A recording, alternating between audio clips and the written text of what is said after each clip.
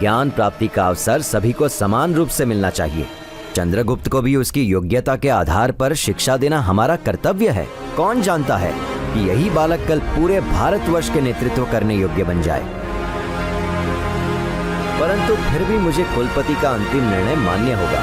आचार्य गजानन और आचार्य चाणक्य, आप दोनों की बातें तर्कसंगत हैं। इसीलिए यहाँ का कुलपति होने के नाते मैं ये निर्णय करता हूँ कि चंद्रगुप्त को तक्षशिला में शिक्षा लेने के लिए यहाँ की प्रवेश परीक्षा उत्तीर्ण करनी होगी। वो सफल हुआ तो तक्षशिला के द्वार उसके लिए खुल जाएंगे। मुझे आपका यह प्रस्ताव स्वीकार है कुलपति महोदय।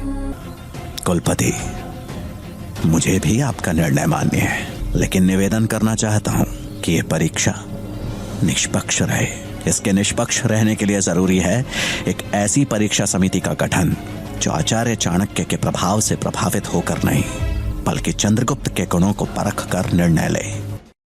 और आपकी अनुमति से मैं इस शिक्षा समिति का गठन करना चाहता हूं। और अंत में उन्होंने आचार्य गजानन को शिक्षा समिति का गठन करने की अनुमति दे दी। अनुमति मिलते ही गजानन के चेहरे पर एक कुटिल मुस्कान उभर आई।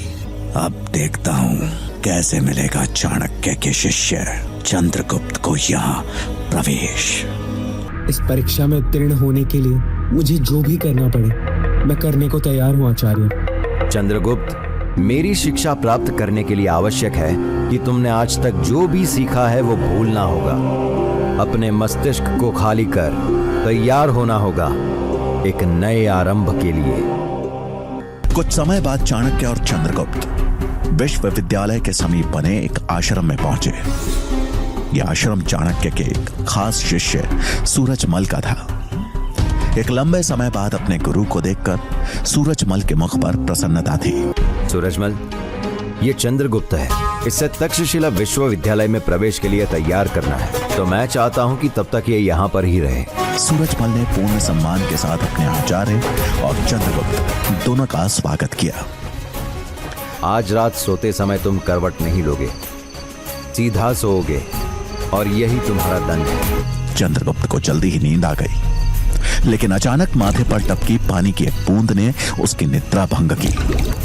अब चंद्रगुप्त ने बड़े ध्यान से देखा कि उसके ठीक ऊपर कुटिया की छत से एक मिट्टी का घड़ा बंधा हुआ था और वो पानी की बूंद हर थोड़ी देर में उसी से टपक रही थी।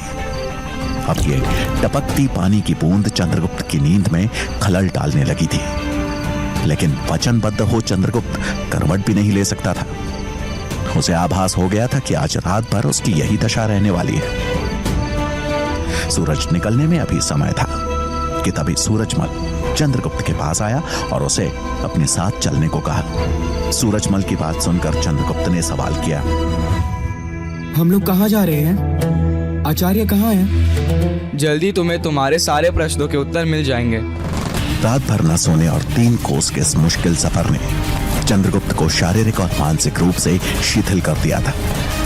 वहां पहुंचकर चंद्रगुप्त ने सवाल किया, ये कहाँ लेकर आए हैं आप? मेरे पीछे आओ। थका हारा चंद्रगुप्त चुपचाप सूरजमल के पीछे चल दिया। वो जैसे जैसे आगे बढ़े गुफा में अंधेरा बढ़ता चला गया। कुछ दूर चल चंद्रगुप्त को आभास हुआ चंद्रगुप्त अब अकेले उस गुफा में इधर उधर देखे जा रहा था कि तभी उसके कानों से एक आवाज टकराई। कौन हो तुम? आवाज सुन चंद्रगुप्त ने एक गहरी सांस ली।